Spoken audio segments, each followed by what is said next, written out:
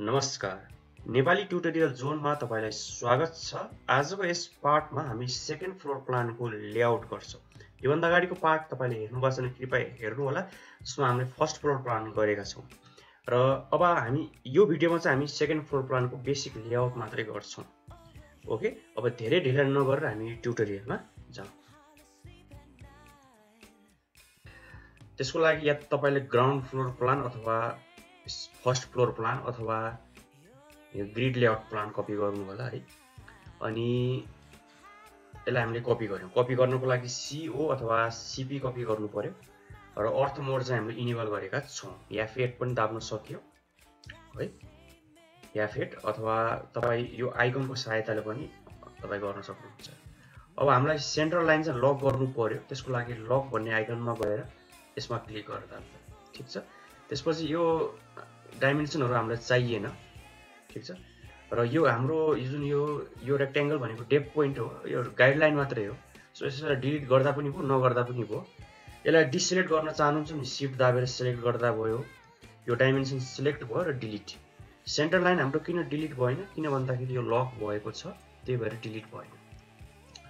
र नर्मली हामी यही गर्दै यसरी सिलेक्ट गर्नुभन्दा पनि यसरी गर्नु पर्यो र यसलाई पनि यसरी गर्नु पर्यो र यसलाई पनि मैले यसरी गर्नु पर्यो। सामान्य सिलेक्सन हो है। अब यसलाई डिसिलेक्ट गर्नको लागि शिफ्ट दाबेर मैले यसलाई यसरी छुए पनि यो डिसिलेक्ट हुन्छ र डिलिट। ओके, अब हाम्रो जुन सेकेन्ड फ्लोर प्लानमा केही कुराहरु हामीले चेन्जेस ल्याउनु पर्ने, जस्तै यो लिभिङ रुम आउँदैन, यहाँ हाम्रो लोवर टेरेसमा यो कन्भर्ट हुन्छ है। र यो प्लेलिस्टको पहिलो भिडियोमा यो CAD फाइल छ जसमा सम्पूर्ण ब्लकहरु छ, डाउनलोड गर्नु होला। यो प्लेलिस्टको पहिलो भिडियोको डिस्क्रिप्सनमा यो CAD फाइल मैले राखिदिएको छु। ओके, अब हामीले यहाँ सर्टेन कुराहरु डिलिट गर्छौं, जस्तै कि यहाँ यो पनि हामीलाई चाहिँदैन। र तपाई एक्ज्याक्टली ये गर्दा पनि हुन्छ, अथवा अलिकति तपाई चेन्ज गर्न चाहनुहुन्छ भने तपाई चेन्ज पनि गर्न सक्नुहुन्छ। यसमा कुनै पनि झन् राम्रो हुन्छ। तपाईले अलिक फरक तरिकाले यदि गर्नुहुन्छ भने यसलाई मैले फिलेट गरे अहिलेलाई है, जसमा रेडियस 0 छ। त्यसपछि नर्मली के छ भन्दाखेरि तपाईको स्टेयरकेस आउने वाललाई 9 इन्च बनाउँदा राम्रो। सो यस्तो केसहरु हामी मिलाउँ। यसलाई मैले डिलिट गरे र अफसेट 9 इन्टर गरेर यसलाई मैले 9 इन्च गरे। सो यो भन्दा अगाडि मैले 5 इन्च गरे थिए, अहिले चाहिँ 9 इन्च गरे। सो यसरी चाहिँ माइनर कुराहरु चाहिँ चेन्ज भइराख्छ। तपाईले पनि आफ्नोमा ड्राइङमा अपडेट गर्नु होला। यो चाहिँ अप्सनल हो, गर्दा राम्रो है। सो ओके, अब हामीले के गर्छौं भन्दाखेरि यहाँ हामीले अब यहाँ हाम्रो लोवर टेरेस आउँछ। सो यहाँ हाम्रो अब सामान्य प्रकारको यहाँ अहिले करिडर आउँछ, ठीक छ। अब करिडरको लागि हामीले मानियौं यो एजबाट म आउन चाहन्छु 3 फिट 6 इन्च, 3 फिट 6 इन्च, ठीक छ। यसलाई यसरी सिलेक्ट गर्छु र यास इन्टर गरेर स्ट्रेच गर्छु, याल इन्टर गर्छु। मेरो करेन्ट डाइमेन्सन डिम भएको हुनाले प्रत्येक कुराहरु डिम भन्ने लेयरमा जान्छ। यसलाई मैले फिलेट गरे, ठीक छ। त्यसपछि अब यो जुन पिल्लर छ, यो पिल्लरको बाहिरबाट म वाल लगाउन चाहन्छु 9 इन्चको। सो यता 9 आए र बाहिरको वाल हाम्रो नर्मली 9 इन्चको हुन्छ। या फिलेट गरिदिए, अफसेट 9 गरे, ठीक छ। र यस्तो कुराहरु चाहिँ तपाईले मिलाउनु होला। यसलाई यसरी ट्याक ओभरल्याप सकेसम्म नगर्नु होला। अफसेट 9 इन्च, किनभने यो पनि बाहिरको वाल, यसलाई फिलेट गर्नु। कुरा क्लियर छ यहाँसम्म? ओके, अब यो चाहिँ हाम्रो वाल भन्ने लेयरमा जानु पर्यो। सो म्याच प्रोपर्टिज भन्ने बटनमा क्लिक गर्छु। यो भनेको सोर्स भयो, यो भनेको डेस्टिनेसन भयो, ठीक छ। यो ग्याप चाहिँ मैले अहिलेको केसमा 3 फिट 6 इन्च राखेको छु। तपाईलाई 3 फिट 6 इन्च राख्न खोजेको 2 फिट 9 इन्च आयो, ठीक छ। अब यसलाई मैले मिलाउनु पर्यो। Suppose 3 fit 6 inch. सो यसलाई मैले के गरे, यसरी मुभ गर्दाखेरि के हुन्छ, बिग्रिन्छ र स्ट्रेच गर्नु पर्यो। त्यही भएर जानजानी गरेको हो यो। सपोज मैले यसरी सिलेक्ट गर्नु पर्यो, ठीक छ। यो कुरा डिसिलेक्ट गर्नु पर्यो। सेन्टर लाइन फरक पर्दैन किन लक छ। यास इन्टर र यसलाई यसरी घुसार्ने। सो स्ट्रेच गर्नु होला मुभ भन्दा, यो कन्स्ट्यान्ट हुन्छ है। स्ट्रेच कमान्ड एकदमै पावरफुल हो। अब यसलाई डिलिट गर्दिउँ। अब यो ग्याप चेक गर्छौँ भने चाहन्छौँ 3 फिट 6 इन्च छ भने इट्स ओके, 3 फिट 6 इन्च। तपाईँ 4 फिट गर्न चाहनुहुन्छ भने पनि इट्स ओके। अब यहाँबाट बाहिर जानको लागि हामीलाई ढोका चाहियो। सो एउटा हामी लाइन तानौँ, ठिक छ। याल इन्टर गर्नु होला लाइन तान्नको लागि, र यसलाई अफसेट गर्छौँ हामी। बाहिर जानको ढोकाको लागि 2 फिट 9 इन्च दिउँ हामी। तपाईँ 3 फिट पनि दिन सक्नुहुन्छ। एकछिन म चेक गर्न चाहन्छु डिएलआई गरेर लिनियर डाइमेन्सन यो कति छ त हाम्रो। 2 फिट 9 इन्च छ भने बाहिर जानलाई 2 फिट 9 इन्च अथवा 3 फिट। अहिलेको 2 3, सो मैले चाहिँ अहिले 3 फिट दिएँ। अब तपाईँ 3 फिट दिने 2 फिट 9 इन्च तपाईँको इच्छा है, खासै फरक पर्दैन। यसलाई म्याच प्रोपर्टी गरौँ, यसलाई सिलेक्ट गरेँ। अब सिधै डेस्टिनेसनमा क्लिक गर्दा भयो। यहाँ 3 फिटको ग्याप छ, 3 फिटको ढोका चाहियो, ठिक छ। अब यो हाम्रो यो वाल यस्तो गरौँ, यो वाल यो पार्टमा पनि हामी टेरेसै दिउँ। सो त्यो गर्नको लागि यसलाई डिलिट गरिदिउँ र यसलाई पनि डिलिट गरिदिउँ। यो जुन वाल छ यो होल सिलेक्ट भयो, एक्सप्लोड गरिदिउँ। तपाईँको केसमा ठ्याक्कै यस्तो नहुन सक्ला है। त्यसैले के रिकमेन्ड गर्छु भन्दाखेरि पहिला यो ट्युटोरियल सर हेर्नु होला, त्यसपछि चाहिँ ट्राई गर्नु होला है।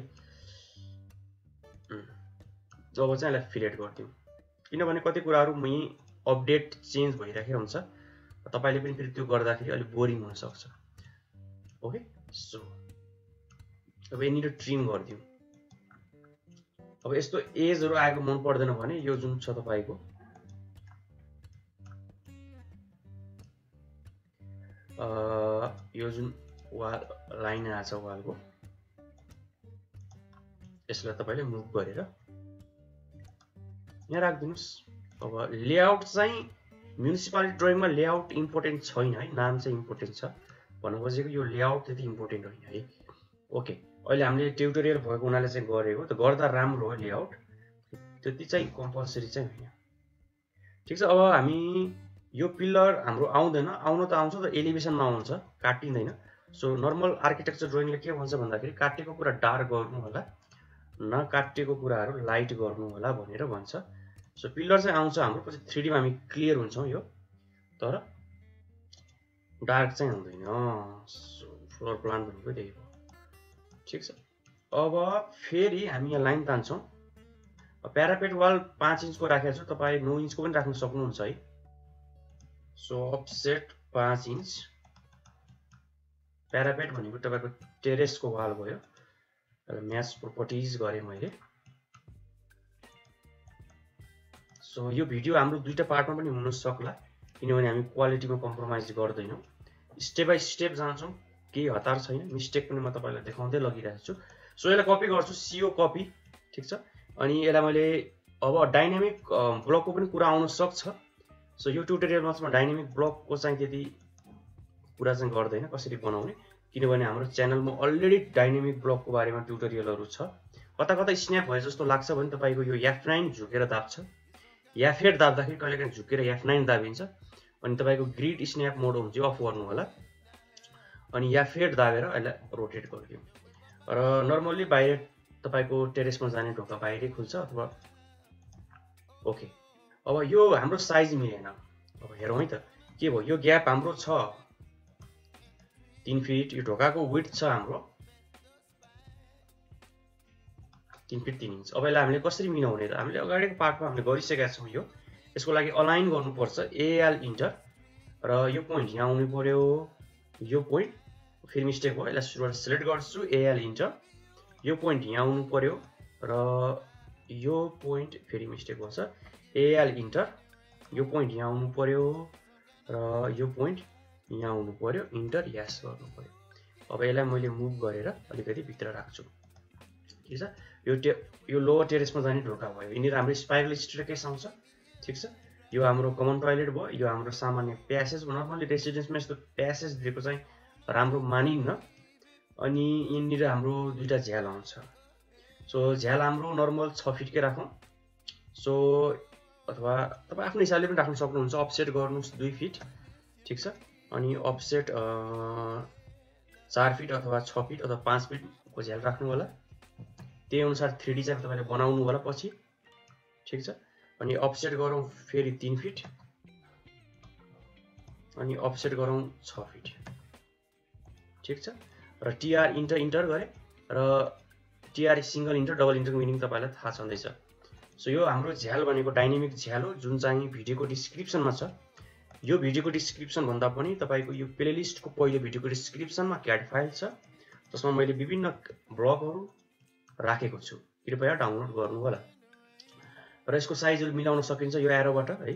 यो डाइनामिक भनेको के एक्स्ट्रा फिचरहरु हुन्छ, प्यारामिटरहरु हुन्छ, त्यसलाई हामी डाइनामिक ब्लक भन्छौं।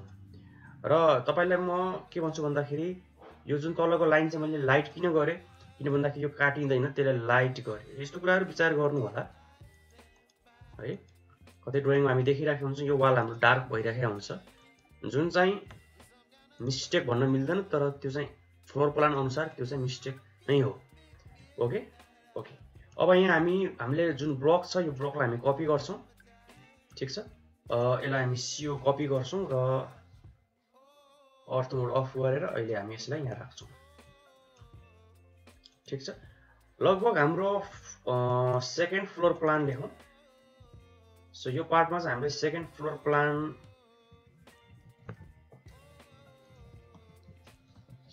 फ्लोर प्लानको हामीले लेआउट मात्रै गर्न सक्छौं जस्तो लाग्यो। यसपछिको पार्टमा हामी डाइमेन्सन दिने छौं। सो अब किचन हाम्रो फर्स्ट फ्लोरमा आएको हुनाले यहाँ चाहिँ हामीले किचन गर्न मिलेन।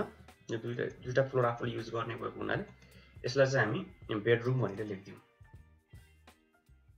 ठीक छ। बेडरुम यो चाहिँ एकदम इम्पोर्टेन्ट हो, रुम र रुमको साइज म्युनिसिपालिटी ड्रइङमा। ठीक छ। हामी पछि सिक्छौं A1 मा कसरी गर्ने, A3 मा पनि कसरी गर्ने, किनभने तपाईको अहिले ललितपुरमा तपाईको A3 मा पनि गर्नुपर्ने हुन्छ। सो A3 मा पनि लेआउट कसरी गर्ने।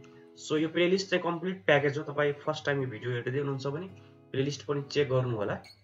अब यो सानसानो कुराहरु हामी पछि मिलाउँछौं A1 लेआउट गर्दाखेरि। लगभग हाम्रो फर्स्ट फ्लोर प्लानको लेआउट यही नै हो। यो हाम्रो एउटा प्यासेज आउँछ अनि यो रुमहरु कनेक्ट हुन्छ। यो लोवर टेरेस हो। यो लोवर टेरेस भनेर हामी गर्छौं र ह्याच पनि गर्नुपर्ने हुन्छ। यो टाइलको ह्याच त्यो हामी पछि गर्ने छौं। सो लोवर टेरेस भनेर लेखिराखौं। ठीक छ। ओके।